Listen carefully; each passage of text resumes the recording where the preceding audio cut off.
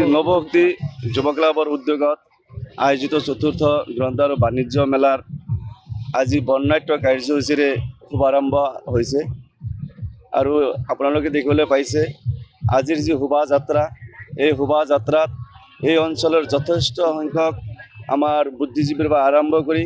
বিভিন্ন ধৰণৰ জ্ঞানী গুণী মানুহে অংশগ্ৰহণ কৰি শোভাযাত্ৰাখনৰ সাফল্যমণ্ডিত কৰিছে। যথেষ্ট সংখ্যক ৰাইজৰ সহায় সহযোগিতা ইয়াত পাইছে আৰু আগন্তুক যিকেইদিন আমাৰ এই কাৰ্যসূচী চলিব এই কাৰ্যসূচীখিনিতো ৰাইজে সহায় সহযোগিতা কৰিব বুলি আমাৰ এটা আশা আছে আৰু এই ক্ষেত্ৰত আমাৰ এই অঞ্চলৰ যুৱ বন্ধুসকলৰ যিটো আশা তেওঁলোকৰ যি সপোন তেওঁলোকে সমাজখনক আগুৱাই নিয়াৰ স্বাৰ্থত তেওঁলোকে এই গ্ৰন্থ আৰু বাণিজ্য মেলাৰ আয়োজন কৰিছে। এই ক্ষেত্ৰত আমি সকলোৱে ৰাইজে এই গ্ৰন্থ আৰু বাণিজ্য মেলাখন এখন দীৰ্ঘম্যাদী বাণিজ্য মেলা হওক আৰু এই বাণিজ্য মেলা আৰু এই গ্ৰন্থ মেলাখন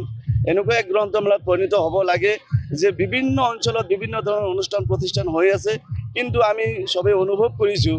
যে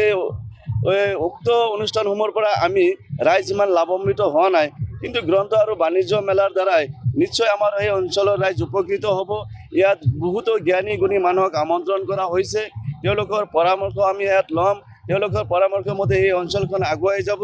শিক্ষাৰ ক্ষেত্ৰত তেওঁলোকৰ যি পদক্ষেপ এই পদক্ষেপক আমি প্ৰশংসা কৰিব লাগিব। যুৱ বন্ধুসকলৰ যি মনৰ বাঞ্ছনা তেওঁলোকৰ যিখিনি প্ৰচেষ্টা এই প্ৰচেষ্টাক আমি সদায় শলাগ ল'ব লাগিব। মই আশা ৰাখিছোঁ যে আগন্তুক দিনত তেওঁলোকে এই গ্ৰন্থ আৰু বাণিজ্য মেলাৰ লগত সংগতি ৰাখি বিভিন্ন ধৰণৰ সমাজৰ পৰা যিবোৰ ব্যাধি আমাৰ সমাজবিলাকত আৱৰি ধৰিছে এই ব্যাধিবোৰ দূৰ কৰাৰ ক্ষেত্ৰতে তেওঁলোকে সহায় সহযোগ কৰিব, এই ক্ষেত্ৰতো আগভাগ ল'ব। আৰু এই ক্ষেত্ৰত আমাৰ এই অঞ্চলৰ এজন জ্যেষ্ঠ মুৰব্বী সমাজ সচেতক সংস্কৃতিৰ জগতৰ লগত জড়িত আমাৰ সন্মানীয় ৱাহাব আলী খান ডাঙৰীয়া আমাৰ পুটচিঙা সমবায় সমিতিৰ সচিব, তেওঁৰ যি অৰিহণা আৰু তেওঁৰ বয়স অনুপাতে যিখিনি আমাৰ এই অঞ্চলৰ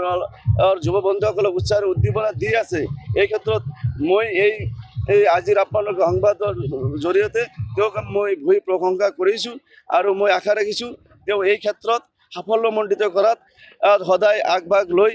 আগবাঢ়ি যাব বুলি আশা ৰাখিছোঁ। আৰু আমাৰ আজিৰ যি প্ৰদৰ্শনী এই প্ৰদৰ্শনী উন্মোচক হিচাপে মোক আমন্ত্ৰণ কৰিছিল, প্ৰদৰ্শনীখিনি উন্মোচন কৰিলোঁ। ইয়াত বিভিন্ন ধৰণৰ এই অঞ্চলৰ মানচিত্ৰৰ পৰা আৰম্ভ কৰি আমাৰ পুৰণি জগতৰ যি সা সঁজুলি বিভিন্ন ধৰণৰ প্ৰদৰ্শনীমূলক বস্তু ইয়াত তেওঁলোকে ৰাখিছে। ইয়াৰ পৰা আমাৰ